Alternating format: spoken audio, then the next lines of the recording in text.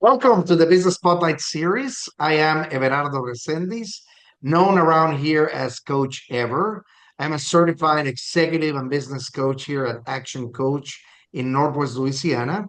Today, I have Keli Heskett and Justine Hanna with MTMC, that stands for Mass Tort Medical Consultants, as our guests.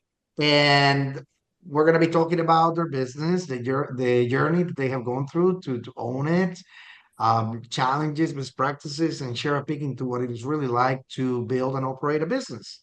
If this is your first time on the channel, please be sure to like and subscribe to get notifications when we drop videos just like this one. And so, Keli and Justine, welcome and thank you for being here today. Well, Thank thank you you so for much having for having us. So, would you share with us an overview of your background and tell us a little bit about this business? Sure. Justine and I are both nurses. We collectively have 30 years, although I know we look super young.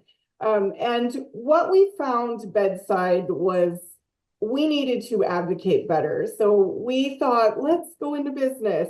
And I love that this is a business focused discussion because boy, if we would have known some things back when we started, would have saved us a lot of difficulty. So really we decided together what type of business we would have, which is patient advocacy in both the medical legal world, and now we just launched a purely medical company as well to help address some of the things that the medical legal company really isn't able to address. And again, because why not, right?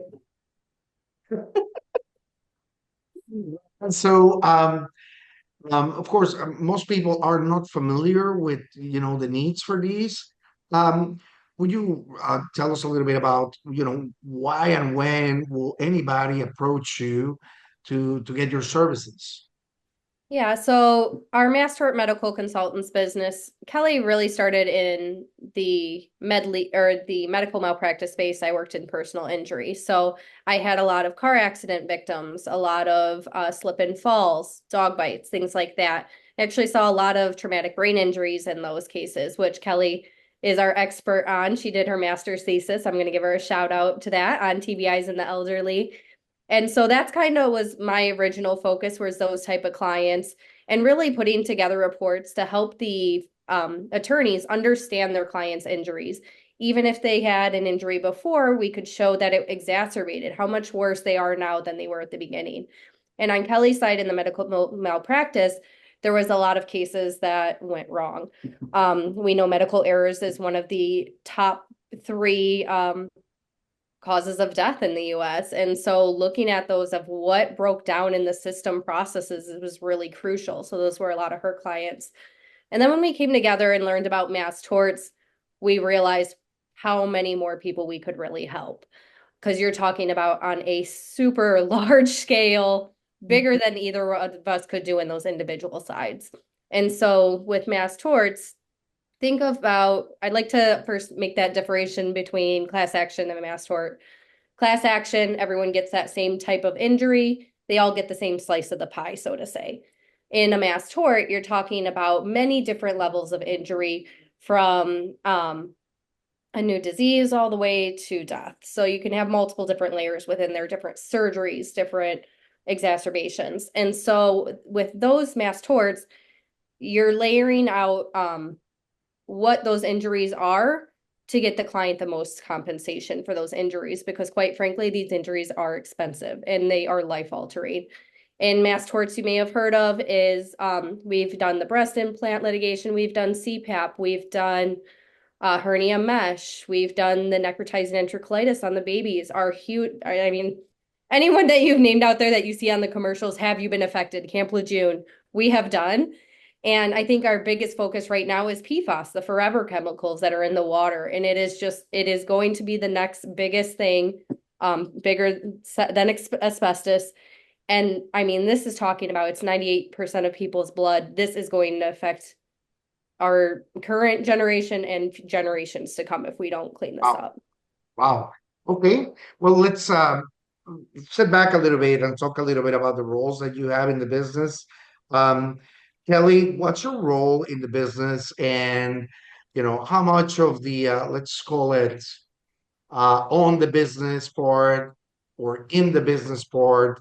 What's the split there? How much are you occupying of your time on the strategy, business building part, and how much on the delivering products or services to your customers? Yes, great question. I think what makes Justine and I unique is our business structure. We're 50-50 in everything. So I'm CEO, Justine is CFO, and then we split a lot of the COO roles. I love to do my background in emergency nursing. I love the criticalness, the minutia, the workflows. Like I love a good workflow. Justine's background is more that like numbers are her thing, like making a project fit someone's budget. So between us, we are really create one really good business owner, if you will. And I think one of the things that really makes us different is we don't sit back in our office. We constantly work the workflow. We actually yesterday had a meeting with clients because we want everyone in our organization to feel empowered with any decisions or policies we make. Justine and I do them. We do the work right alongside them. So I would say probably, 50% strategy, what I'll call the business management aspect, 50 to 55, depending on new workflows. We're just getting ready to launch a whole new workflow. So obviously we spend a little bit more time doing the day-to-day, making sure it works, listening to our staff and clients, hey, is this attainable? Because if Justine and I can do it, we know our staff can do it. And the other thing that really was an added bonus we did not realize is the staff, we feel their pain points. And so when we have a meeting about workflow, we just address those things head on. We say, hey, we know this will be a pain point. We've already planned, step 2, 3, and 4 to address this. So I think it varies day to day. Last week, for instance, we were at a conference all week. We relied very heavily on our staff to keep the ship afloat. This week is Justine and I really doing, probably 95% management, getting back on board, talking to all of those clients we met, and doing those business things that as two nurses, we have found has been very challenging. Sales is not a nursing thing. Like we help people. Let me explain your disease process. I don't know the first thing about selling. So we have had to partner with people like you and coaches and marketing people to assist us in that. And so we do, take a big portion of our day to practice and do what things, what selling in the business world feels like. So this week will be a large portion dedicated to us going, all right, let's make those phone calls to follow up that are just really a little bit awkward to us still at this level. All right. And Justine, you are CFO. You're the Yes. numbers. So they say. All right. And so let me clarify something here as I was listening to you. I was thinking, okay, so normally, um, who do you serve? Who's coming for you as your customer? Is it the patient that needs the assistant? Is it the attorney that needs to get more background?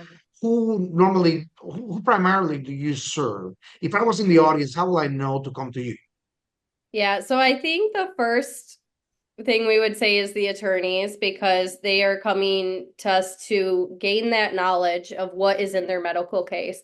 But I think as nurses, we naturally get the patients coming straight to us as well, asking questions. Hey, I've been dealing with this issue. What are your thoughts? Because the medical system does not allow for people to sit and ask questions anymore. So we get people that just come to us with questions naturally that we can partner them with an attorney if they qualify for a case. Or we did, which is why we built our medical side. We do a guard dog telehealth, which is all focused on preventative care and chronic condition management. So we can assist them that way, because at MTMC we aren't able to provide the medical advice over on that side. So that's why we have the guard dog, so we could serve that population as well, because realizing that these clients had more questions than legal, we needed to provide that place for them to go.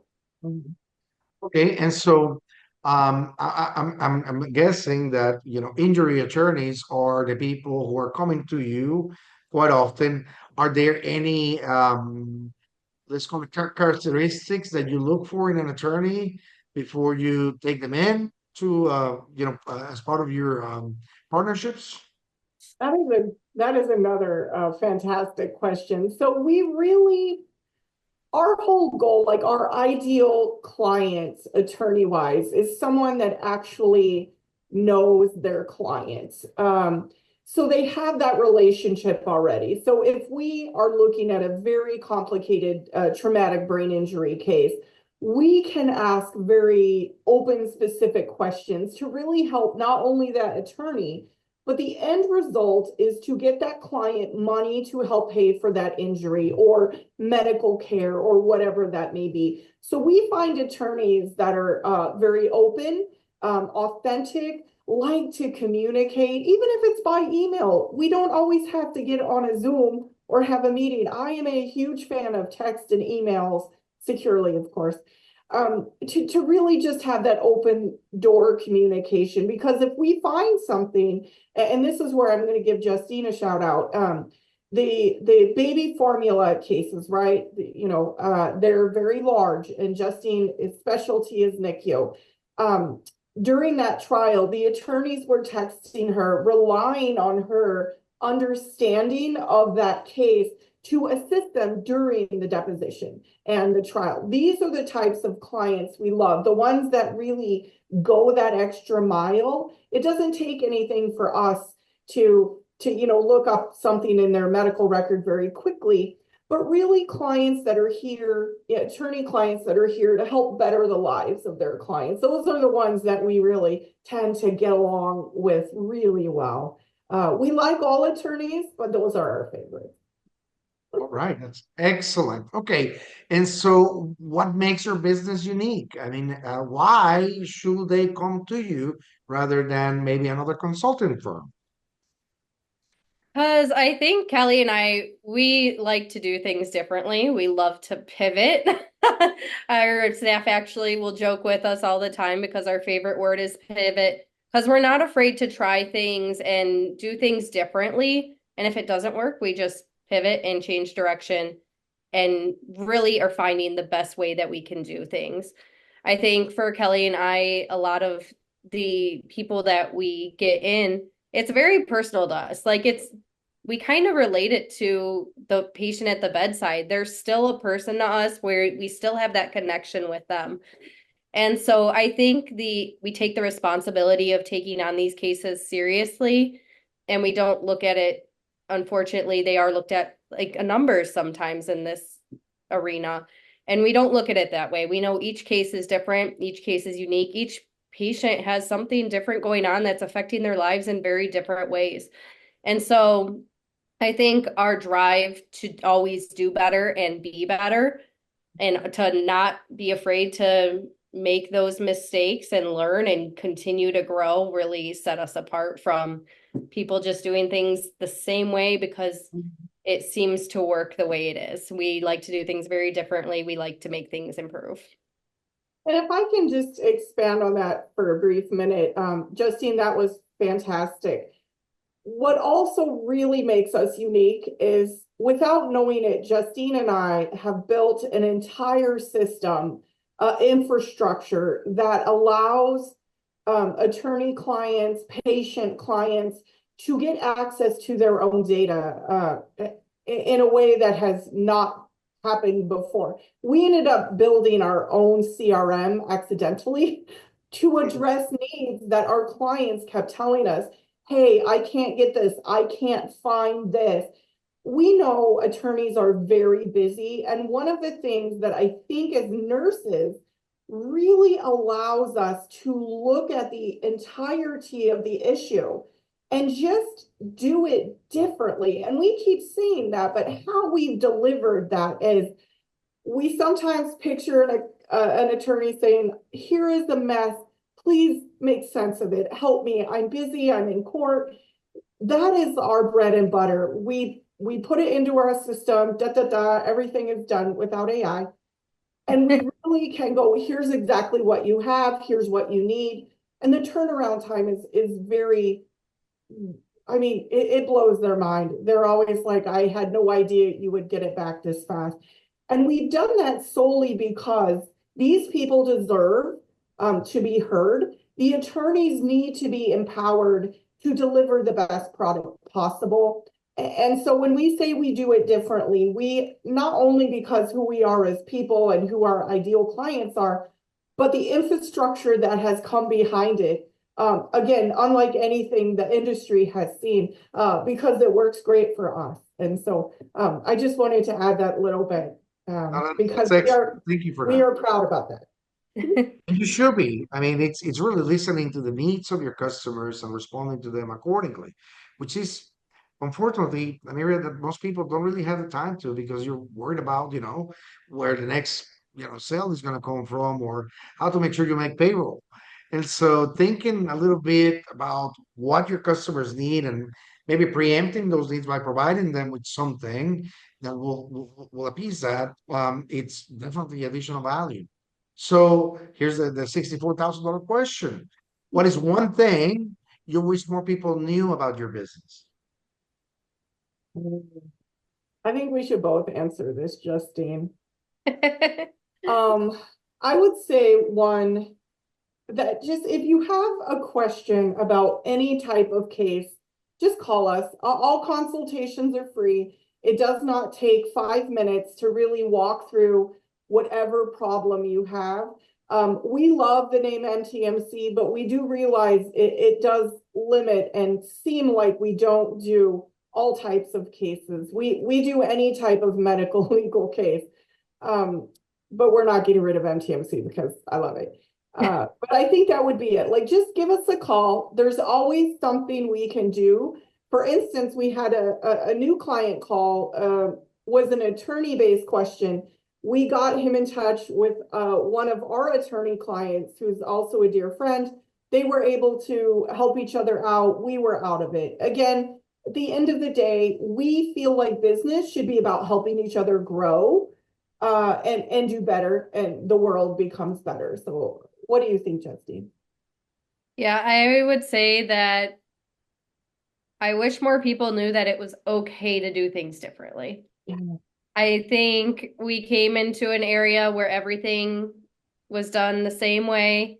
You have a few different products to choose from that you could use it, but we said, no, we're going to build something that works for us. We're not going to try to squeeze into this. We're going to build something that works for us. And I think people are uncomfortable with the unknown.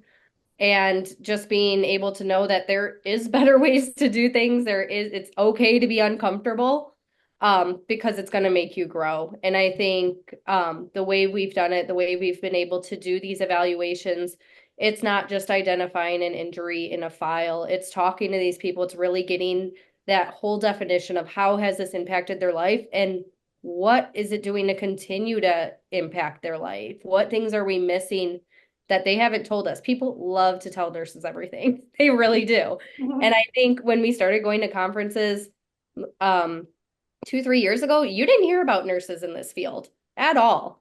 And over these past few years, it's been really funny to see it evolve and have these big companies talking about using legal nurses and getting them involved in your case. And I think I love it. It's fantastic. All right. Well, these leads me to marketing, which is something that is vital for every business out there and often an area business people struggle with. Okay. So I'm always curious about what successful businesses are doing. Like, how do you determine um, how much marketing to do and where to put your chips? My gosh, marketing has been, I think, one of the biggest hurdles for us because, like Keli said, nurses are horrible at marketing. We are actually told by a client there's being humble, and then there's you guys. You guys do not. And I was like, ouch. And so It's unnatural at first, but we realize how necessary it is because if people don't know what you do, then how are you supposed to get in front of them to help them? And Mhm. so we actually did hire a marketing team. I would say that is one of the biggest thing is find somebody that you fit with Mhm. marketing. Because there's some out there that we wanted nothing to do with. This one that we have, absolutely love her. She's amazing and really is helping us guide the social media aspect because we know that's huge in marketing. Neither Keli and I are huge on social media, but we realize the importance of it. So that's why we have someone who can educate us and bring that in. I think that's been huge for brand recognition. Mhm. Conferences has been our other huge marketing thing because making the connections and really getting to know these people, I think that's where all of our marketing dollars went in the first 2 years. We were told initially at these, they need to see you around for 3 years. And it's funny, we're kind of seeing that now. A lot more people are recognizing us. We're speaking. We've really put ourselves in the position to be the experts in the field. And then from there, that's where we've grown with our branding. Um, but I think it's still a learning curve. We're still learning all the different analytics that you can do with marketing, all the SEO options, all that fun stuff. But I think it's an area we're a lot more comfortable with now. Very, very cool. Okay, and so as far as you can tell, the marketing that you have put in place has been paying off. It's generating those connections. It's giving you the opportunity to show up on the marketplace and get new customers. And so, what's next? What's your next marketing push? Oh, I mean, just quarter one. So what we did, and I think the first year we were in business, we just did it. Like no matter what, we just got it done. The second year we learned. Last year we really learned a lot of very valuable business lessons. So this year we did it a little bit differently. We actually sat down, made goals per quarter. So quarter one, we are exceeding our goals. And again, this comes, I believe, talking to more business owners. What has worked for you? Well, how do you even decide what's a good ROI on marketing? Is it 2%, 10%, 10 clients, $10 million? Nobody knows. It really is your goal. So we really went out and we asked lots of people we trusted who moderately sized business to mega business. And so we came up with goals that fit us. And so tweaking these goals as we go along is one of the things that we are really focusing on this year. And like Justine said, the marketing is a little, it's new to us, but we're not letting that stop us. We are not humble bragging at all. We're just flat out telling people what we are. So we have decided to invest a lot in us going to conferences and speaking because this to us is okay, we have been identified by our peers as having worthwhile information. And so we really have focused on a lot of those things this year as well. And I would say the community events too. Keli went and spoke at the I'm losing it. American Legion. And getting out into the community, really talking and educating them on things that are going on, things that are affecting them, how they can mitigate risks. I think that's really connected us with a lot of people because the more you network, the bigger it's going to grow because everybody knows somebody with cancer. And when we're talking about PFAS injuries and stuff, that is, I hate to call it marketing, but it is because you're getting your name out there as the expert and becoming that resource for those people on how to protect themselves. That's right. So you're building that credibility, Absolutely. through this process, and so as an expert, you'll have opportunities coming your way. That's excellent. Now I'm gonna step back and maybe take a look at what the future looks like for you. Okay, and so where do you see yourself going in the next 3 to 5 years? By the way, I don't think I clarified these, but you do operate across the country, right? This is not specifically for your areas where you are. Yes. I see us as the largest medical consulting firm in the US. I'm going to go big. Go big or go home. Really with the infrastructure that we've really looked at in the past year and have built, it's been leading up to this moment. And I know I keep mentioning PFAS, but I think it's going to be such a massive, massive litigation and really affects almost every single person, not just in the US. This is a whole worldwide issue. And to be able to mold and shape our future, I think that is where I see us headed. Keli, I think you want to jump in on this one too. Yeah. So, Justine and I actually just talked about this last week. We never saw ourselves as any kind of like environmental warrior or, I mean, literally, I was like, I just want to take care of people and help them live their happiest, healthiest life in whatever terms that is for them. And I think meeting the scientists and doing the research, nobody is stepping up either for our Medicare clients. I mean, healthcare, we could talk a whole nother 2 hours about healthcare issues in the United States. Nobody stepped up over there. We stepped up. Nobody's stepping up about clean water, which to me, it's 2025. Why do we not have clean water? Right. That's just unacceptable. And so Justine and I really, at one point last year, business was not going as we wanted it to. And I think because we just didn't embrace what we were truly meant to do, which was to fight these two things. And we embraced it. And a year ago, I would have never said out loud, we're going to be the biggest medical consulting firm, because it felt very non-nursey and us. But I'm like, look, the bigger we are, the more people we help, the bigger the impact. Our 60 nurses that work with us, each can make those, puddles. So you drop that stone, you get the puddle. We will cause a tsunami because now we're big enough, people can't ignore us anymore because we walk right up to them. Hi, how are you? I'm Keli, I'm Justine. And partnering with our marketing firm, that 15-second, well, what do you guys do? Justine and I would always freeze because we're like, oh, I don't know, do we say? And now we have what we call a modified elevator pitch, because again, we're not salesy, but it's a very 10-second who we are, what we do, why we give a crud about stuff. And that has, I think, just all the walls are down. There is no ceiling.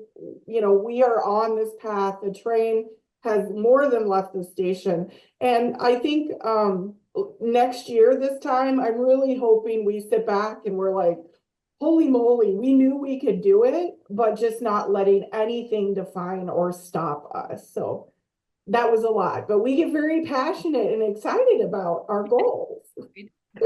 So it makes me think, we go into business because we know about something in particular. If I'm a mechanic, I may just go up and open a garage, right? Um, but at some point, you come to a split in the road, right? That point where you either focus on the business part of it or on your passion or what drives you, right? Um, People say it's a fork, it really isn't, right? The reality is that, the more you stay on your mission, what you have chosen to be that core of your intention, the business part will grow with it. Um, you know, the reality is that, you have responsibilities as you take onto a business. You have lives that are at stake, and balancing that becomes that, let's call it, um, that false vision that you need to focus on the business part alone. So kudos, because you have found that point where you realize that staying on mission, really developing what drives passion, is what will drive your business. So not a lot of people make it there, and they don't have that amount of clarity. So and it makes me think about the future, right? I mean, you are in a medical field, right? And if you're gonna grow like you're expecting, you will need to develop a great team. And correct me if I'm wrong, but it doesn't seem like there's a lot of people in the medical field that are available for hire. I think we get asked this question a lot.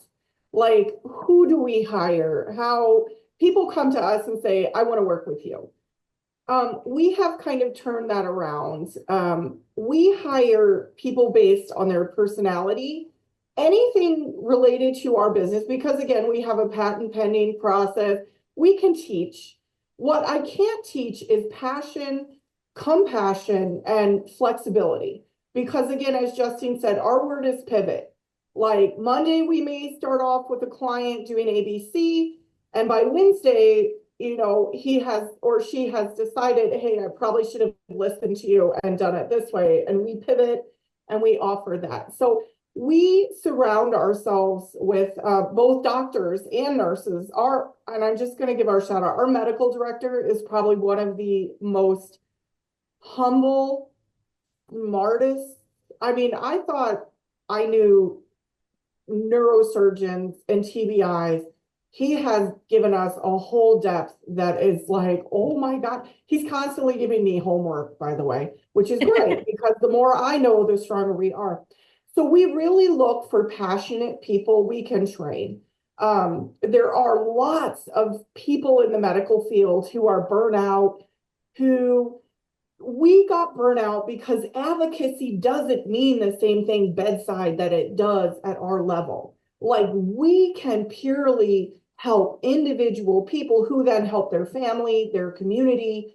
You can't do that at the bedside. You're in such a fight or flight and there's no resources. And so there's just hundreds of thousands of nurses and PAs and doctors burn out because it isn't what it used to be even 15 years ago when you could have a relationship with a client, patient, or doctor and really focus on doing better. Focus on having them be the healthiest they ever could be in whatever limitations they had. Justine and I said, you know what, not good enough. We're going to make our own company. And we bring people towards us. So we actually get quite a lot of resumes and people wanting to work with us, which is an incredible honor because it means we're doing something like culture-wise. But we ask much better questions now than we did 2 years ago. We used to focus on, your availability. And now we're like, what is the most important thing to you? What does culture mean? Because if they don't get that this company relies 100% on this passion to get you through those points that you're like, what are we doing? Our values just are not going to align. Wow. Yeah. That's very inspiring. Justine, you wanted to say something? Oh, I was just going to say this. The only thing I'm going to say about COVID is we had the biggest outflux of nurses in the entire history during that time. And a lot of them left the bedside, but their passion for helping people didn't leave. They want to still do something to help, but they don't know what. And I think this legal field is a new field. There's no standard test, there's no standard program yet. This is all very, very new. So they're just learning about it. And I think having them see that opportunity of there's something different that you can still do within the line of nursing is really valuable to them. And it's very interesting. We hire people that we know are going to stay with us for years. We hire people that we know maybe want to stick around for a year and continue with their own business. And that's fantastic. That's helping more people. And so really, we are looking at helping nurses too on another level, giving them that knowledge to know that there's other ways, there's different ways to help. Wow. Well, and giving them that passion back. Yeah. I mean, when Justine and I figured out we could do this as a living, that passion just ignited. And I think, like Justine said, a lot of nurses see us doing that. And we're like, you can do it too. We'll help you. We'll tell you all the mistakes that we have made. We are very open and honest about all the faux pas we have made in business. Because again, if it helps someone else not make those mistakes, like that's what really the core of nursing is truly about helping. So if we can help you avoid some things we've done, like we're all for it. Yeah. Outstanding. I mean, it's really inspiring. I love the contrast, or where you have found that opportunity. There's people going to this field of nursing or medical because they have a passion for helping other people. And after they work some time in it, they realize, well, there's a lot of red tape. There's a lot of things we can do. And it's what's happening is not right. So you're rekindling their passion and giving them an opportunity to make a difference. That's outstanding, ladies. Kudos to you. And Thank so we have certainly covered a lot of ground in this conversation today. I probably can have another conversation like this, just to have a part two of this interview. And for those who are watching, I highly encourage you to save this and come back a few times for an additional watch. There's a lot of great nuggets here. But we need to wrap up because we don't want to make this interview too long either. So I have a few rapid fire questions. So you both can answer in turn, right? Quick top of head answers for each. What is the key to success for you? persistence and adaptability. Think those have been our two main things. Kelly, what do you think? I would ditto. I thought you were gonna say pivot, but that's Well, adaptability, pivot. Try to make it a little more professional than pivot. all right. What is your one piece of advice for other business owners? Don't give up and don't take no. Yeah. Stay committed but flexible, which kind of Mhm. goes along with the pivot. Yeah. Know your mission, know yourself. Mhm. What is one book you're reading right now or have read most recently that you would recommend business people get hands on? Ooh, Never Split the Difference by Chris Voss. That is you have to read. It is phenomenal. It is fascinating because he did negotiations with hostage negotiations, which are very different than business, but the factors that it correlate or mirrors with business was just it's so interesting. You guys have to, and listening to it on Audible is phenomenal. The reader's really good. Kelly, Oh, which one would you I, recommend? The Art of War. I'm rereading it for the second time. I love that it really talks about the importance of morale and knowing who you are as a person. Those are my two key takeaways from that. It's a phenomenal book. I mean, it's been around forever. All right. If you had to choose only one area of your business you could immediately improve tomorrow, what would that be? A toughie. I know. I would say my ability as a CEO, I feel like I need to go out and get customers, and it's still I feel a little bit yicky. I do it, but I really am working on being more not aggressive, more just going up, introducing, asking for the business. It's unnatural, but that would be my one thing for me is just asking for it, not making it weird. I would say we're confident as business owners, but my gosh, mindset is everything. It's something you have to work on every single day. Even when you get your head in this great space and everything is flowing and you're seeing the results and everything's coming in, there will still always be those mindset things that sneak up on you that you have to address. And I think that's something we learned very early in business was your money mindset, your worthiness, whether you think you even deserve success. Why do you think that? Some people go, who am I to have this type of success? Who am I to help and like on this level? But really getting yourself right. And I think me and Kelly have been we joke that this is the healthiest relationship either one of us have ever been in. Because you have to be so raw and open about what is going on in your head because a lot of them are made up lies in your head that you just have to address head on. But it's very different if you're not used to it. Right. Well, there's a lot of partnerships out there.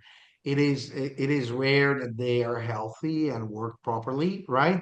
So you guys have through all of these, through all the challenges and all the successes that you have gone together, you have found a way to keep equilibrium, and that's outstanding. So I have nothing but praise for what you have done together. That is excellent. Before we get into the final question of the day, how can people learn about you and your company? How do they get in touch with you? Yeah, so they can always go to our website, www.mtmc1.com. We have our phone number on there, our email. Reaching out to us costs you nothing to ask any questions, see if you qualify for a tort, if that's what you're interested. If you have a medical question, we can bring you over to Guard Dog and see if we can help you there. But we always encourage people to reach out. We're always available, always here to answer questions, because really, like we said, the more we can do to help support each other, the more we all rise. Outstanding. And so, final question, ladies.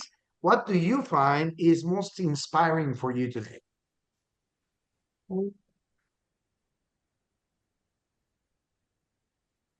I think listening to the clients we've helped and realizing we do make a difference, like hearing how we make a difference, seeing how we make a difference. And it always seems when you're having that really bad day, or just like, oh my goodness, why is things so challenging today, that we get like a kudos, or we couldn't have done this without you. And I'm like, man, we really do impact a lot of people. And I think that continues to inspire me. And then looking at other business owners and seeing them grow and thrive. And we're like, see, we can do it. We just got to hang in there, you know? So what do you think, Justine? Yeah, I would say what's inspiring is to see how far you can grow. So, what I mean by that is one of the quotes that I've adopted is the goal in life is to see all you can become with all you've been given. And so, when you really get your mindset behind helping and putting positive things out into the world, it's amazing to see all the people that come together, all the people that support each other in business, in your marketing world, in all these different collaborations. It just seems to put the right people with you. So all these individual people are great, but once you come together, the magnitude of what you can do, I think that is still mind blowing to me to this day. Outstanding. Well, thank you, ladies, for joining us. And thank you to the audience for joining us and sharing these with other people. You never know who you can impact and inspire by, getting them to see these. And, you could, like they do, make a difference. So make it a great day. Until next time.